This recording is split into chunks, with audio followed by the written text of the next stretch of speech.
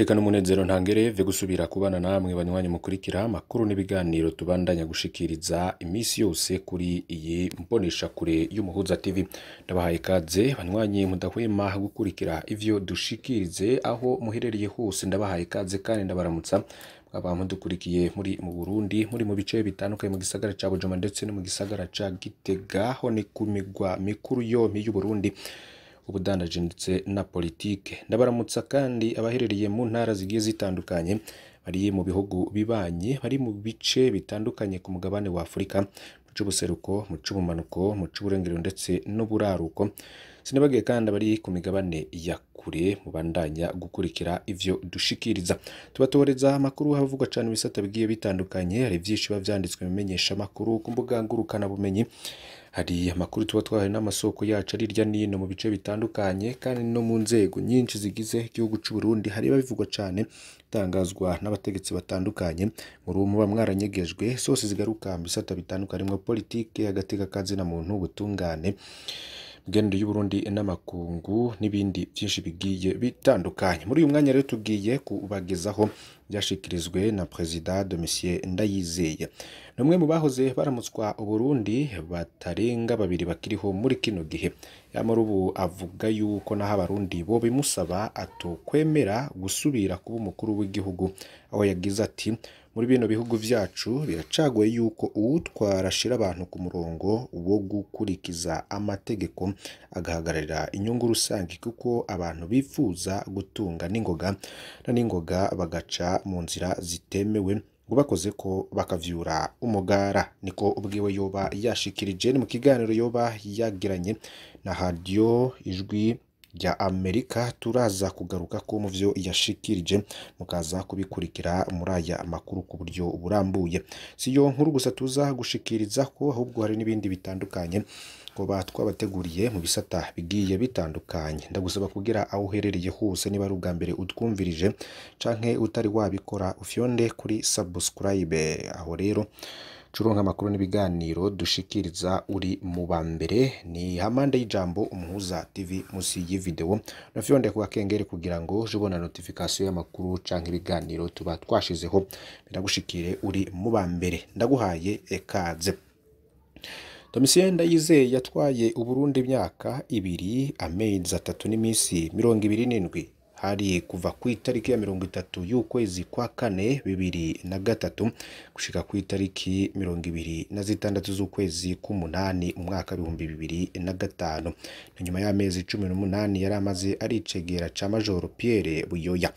Kuva mu mwaka w'ibihumbi 2005 avuye mu mabanga y'umukuru w'igihugu gushika muri 2015, iri mu nama nkeguzamateka kumwe n'abandi bahoze baramutswa igihugu aribo Pierre Buyoya, Sylvestre Ntibantunganya na Colonel Jean Baptiste Bagaza. Muri kino gihe Domitien Ndayizeye yaserukira Burundi mu kanama k'inararibonye zitanu zo mu muryango w'ubumwe bwa Afurika, nawe yari amaze umwaka arongoye ako kanama. Domitien Ndayizeye yoba yarinjiye gute muri politike? Reka navyo tubirabire hamwe. Domitien Ndayizeye bafise imyaka 70 y'amavuka, yavukiye ku Murago mu ntara ya Kayanza mu buraruko bw'u Burundi. Nyuma y'imyaka 21 yamaze mu buhungiro mu Rwanda, dawutse rero gufasha urugamba rwa demokrasi Melchior Ndadaye na bagenzi be bo mu mugambwe Sahwanya Frodebu. Umugambwe wahavuye umushira imbere mu guhagarira amasezerano y'amahoro yasinyiwe yarusha muri Tanzania mu mwaka w'ibihumbi 2000.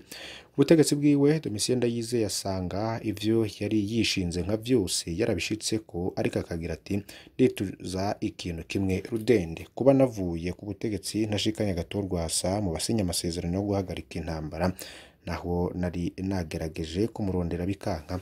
Ivyo vyarambabaje kuko narabona ingaruka mbi bishobora kugira ku gihugu. Aremeza yuko Major Pierre Buyoya yagize uruhara ruboneka mu kugira ngo amasezerano yarusha asinywe kandi ashobore kumusubirira ku ntebe y'umukuru w'igihugu, kuko ngo abadasigana bamwe bibihanganga muri Prona baragerageje kubuza Buyoya ngo ntari kure iyo ntebe, arabankira guhonyanga amasezerano. Agira ati ico kiri mu bituma Buyoya naramwemeye nk'inatemwa yiwe nkaja kuyunamira. benshi ntibabitahuye yamara njewe naho twahanganye kenshi mu ntango kanamfunga kabiri kose ndemeza yuko yangiriye neza. Vyerekeye imyaka abahoze barongoye Burundi bamaze mu nama nkenguzamateka, Domitien Ndayizeye avuga ko atashimye ukuntu abo bubahwa bakoranye n'abakenguzamateka batowe cane cane mu mugambwe uri ku butegetsi, agira ati uravye ico twari twashiriwe muri urwo rwego twari dukwiye kuba abantu bahanuzwa jambo baterera ivyumviro bafatiye ku burambe bafise muri politika n'intwaro. Mugabo narababazwa n'ingene badusuzugura ngo ivyacu vyararenganye ngo ntibikijanye n'igihe. Kugabana ubutegetsi bishingiye ku moko ngo vyoba vyarataye igihe. Ku gihe co kumenya nimba bikenewe uno musi yuko inama nkenguzamateka yafuta ivyo kugendera mu bitigiri vy'ubwoko mu kugabura amabanga yo mu gihugu yazanywe n'amasezerano y'amahoro ya Arusha, Domitien Ndayizeye avuga ko bikwiye kuhava kuko abantu banganya uburenganzira mu gihugu. Kagira ati yamara rero bobanza bakaraba neza yuko vyoba vyaramaze guhumuriza imigwi yari ifise ubwoba. Akagira ati ivyo bintu vy'ibitigiri vy'ubwoko biri mu ibwirizwa shingiro birakwiye guhagarara kugira ngo akazi gahabwe abagashoboye. Domitien Ndayizeye akavuga ko imyaka yose yamaze afunzwe akanasinzikarizwa ubuzima yamufashije gutahura neza ukuntu abarundi bamwe bamwe bashobora kwinyegeza inyuma ya politike mu guharanira inyungu zabo bwite. Vyabaye mu Burundi muri 2015, Domitien Ndayizeye abona yuko ivyerekeye kwiyamiriza ikiringo ca gatatu c'umuhisi Pierre Nkurunziza vyari bisanzwe kandi vyanaheze. Ati imbere n'abagirizwa irya myerekano bari bakwiye kugirirwa ikigongwe bagatahuka mu gihugu c'amavukiro. Avuga yuko mu bintu vya politika atanze gikwiye kuba nk'uko ntiyubaka irasambura igatuma igihugu kidatera imbere. Mutama w'imyaka 70 akavuga yuko ubu yahisemwe kwikorera utwiwe akava mu migambwe maze akabungabunga urugo rwiwe ataruhagarara rw'ubutegetsi yiteza. Ariko akagira ati nk'amabanga yo guhanura abantu n'inzego yobikora hanyuma agafata akanya ko kwinezereza mu muryango n'akaziki rimwe na rimwe akakanyukura. Nivyo rero vyashikirijwe na Perezida Domitien Ndayizeye, umwe mu bahoze ari abaperezida b'igihugu c'u Burundi, aho yavuze ko naho ubu abarundi bo bimusaba atokwemera gusubira umukuru w'igihugu nk'uko mwavyumvirije. Majambo yoba yashikirije imbere y'ikinyamakuru Radio Ijwi ry'Amerika. Yandi makuru havugwa cane mu gisata c'umutekano n'ubutungane, hari waraye ijoro ryiwe rya mbere mu ibohero rya Rumonge n'uwahora ari umunyababanga nshingwabikorwa w'umugambwe CNDD-FDD muri komine ya Rumonge. Gilbert Ndayambaje yararungitswe mu ibohero rya Rumonge kuri uyu wa mbere k'umuhingamo. Yagirizwa kuba yaraturiye impapuro zari mu biro vy'ingoro y'umugambwe ya komine Rumonge. Mu nyuma yaho hatuwe abandi bashasha bagiye kurongora umugambwe muri iyo komine nkuko inkuru zegereye igipolisi zibimenyesha. Bamwe mu babanyi bamenyesha ko haturiwe cane cane ibitabu vyatorizwamwo intererano zinyuranye z'umugambwe. Ico rero akaba arico camushirishije mw'ibohero. Mu gisata c'abakenyezi mu kiringo c'ibihumbi 2005 gishika 2020 igitigiri c'abakenyezi b'abashinga amateka batowe cariyongereye kiva ku bice 33.5 kwijana cika ku bice 41.5 kwijana. Igitigiri c'abakenyezi b'abashinga amateka naho ciyongereye ntiturakwiza ibice 30 kwijana vy'abakenyezi bategerezwa kuja mu bibanza by'abafata ingingo. Turacari ku bice 26.7. Ivyo ariko vyashikirijwe na Clemence Bononagi mu nama yateguwe na COSAFEM GR bifatikanije na Kea Burundi. Ikaba rero yahuje abakenyezi bo mu bihugu vy'ibiyaga binini kugira baganire ku bijanye n'ikibanza c'umukenyezi mu gufata ingingo biciye mu mugambi Mwanamuke Amani na Usalama. Bikaba vyabaye kuri uyu wa 4 Nyakanga 2023 i Bujumbura. Mu gihugu c'u Rwanda abakenyezi b'abashinga amateka batowe bari ku bice 61.5 kwijana. Mu gihugu ca Republika ya Demokarasi ya Kongo abakenyezi b'abashinga amateka batowe mu nzego zifata ingingo bagera ku bice 12.6 kwijana. Bisigura abakenyezi 63 nibo batowe mu nshinga amateka y'abantu 500. zimwe mu ntambamyi bashikirije zibuza abakenyezi gutera imbere ngo bashike mu nzego zifata ingingo hari catangajwe na Ntakarutimana Sabine asanzwe ari icegera ca mbere mu nama nshingamateka yashikirije ko naho mu mashuri y'intango yo mu Burundi biga ku buntu baribonekeza abanyeshuri baheba amashuri na cane cane abigeme kutitunganiriza imigambi ku bakenyezi n'ibindi. Ubukene kubaka hataragera kudakurikirana abakenyezi bari mu bafata ingingo no mu gihe bamaze kuva ku butegetsi bataronkejwe ayandi mabanga mu fata ingingo gusa ngo usanga bidaha inguvu bandi bakenyezi bababona bivugwa na Agnes Sadiki yahoze ari umushikiranganje ajejwe kwiyunguruza muri Repubulika Iharanira Intwaro Rusangi ya Kongo. Alias Mutawibabara asanzwe ari umuhuzabikorwa muri YWCA Rwanda nawe yashikirije ibisa n'ivyo abandi bashikirije ariko ashimika cane cane ko ari imico n'imigenzo ya kera kibonekeza icenyeza umukenyezi.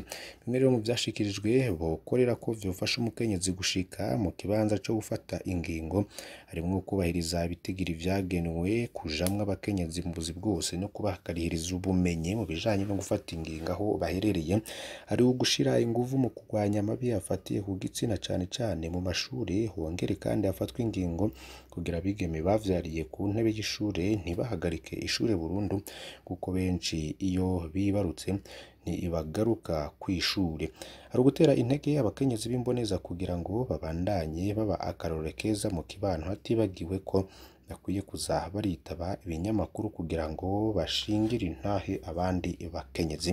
Akaba rero vyoba vyatangajwe muri iryo koraniro. Hari rero ibindi biriko bivugwa cane bashoye ikawa mu matonero muri zone Kabuye muri komine Kayanza bahawe agahembo kabo n'amatoni amajana 470 y'ikawa idatonoye niyo yabonetse ku ihemba rya kabiri muri koperative dusangira ijambo iri mu runani mpuzamakoperative Kokowa yo muri zone Kabuye muri komine Kayanza. Ikiro kimwe c'ikawa nziza canka Cafe Cerze A kikaba kigurwa amafaranga 1,880 kawa igira kabiri ni Cafe Cerze B ikagurwa amafaranga 640 y'amarundi nkuko shikirizwa na Salvatore Nsanza Mahoro mukuru w'unani mpuzamakoperative Kokoka. Kuva rero kuri uyu wa gatanu kwezi kw'icenda kuri iyo koperative dusangira ijambo bakaba bahemvye abaririmbyi bikawa barenga 300 Zobirinda Remeji umwe mu bahembwe ariruhutsa agashima ko baronkejwe udufaranga hageze kurungika abana ku ishuri no kugura akabuto ko kuteragira gahanura abandi baremye kudasesagura uwo mwimbo baronse kandi biteho gukorera no gutunganya ibitegekwa cikawa kuko bisahiriza mu itunga ry'igihugu. Salvatore Nsanza Mahoro no mukuru w'urunani mpuzamakoperative Kokoka kamenyesha remesha abaremyi bikawa kandi abahamagarira kwama bibuka ko uwarimye atarimarima abaremye bari mu makoperative 33 yo muri urunani n'abandi bose ngo babandanye kwita igitego cikawa bashobora no kwiteza imbere. Akamenyesha ko naho bahembwe barindire kuronswa agashiruka bute canke prime. Ese aho muherereye agahembo k'ikawa karabashikira gira cushikirije muri commentaire. Mwanya bacu ndabakengurukiye cyane ko mukurikiye aya makuru ntimuze gucikwa n'ibindi bitandukanye twabateguriye. Ndagusaba kugira ngo fyonde kuri subscribe canke s'abonner ni utari wafyonda ko ibuke no kubisangiza abagenzi abe kugira batacikwa n'amakuru yose idushikiriza. Mana ibahezagire turaza gusubira.